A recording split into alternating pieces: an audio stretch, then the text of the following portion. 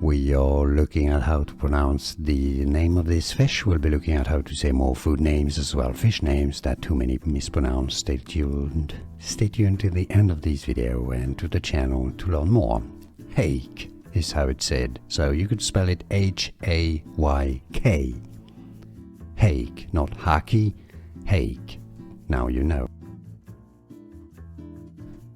We are looking at how to pronounce the name of this fish. We'll be looking at how to say more food names as well, fish names that too many mispronounce. Stay tuned. Stay tuned to the end of this video and to the channel to learn more. Hake is how it's said, so you could spell it H-A-Y-K. Hake, not haki, hake. Now you know. Here are more videos on how to pronounce more confusing words and names too many mispronounce. Like this video if you found it useful. I appreciate your support. I'll see you soon and thanks for watching.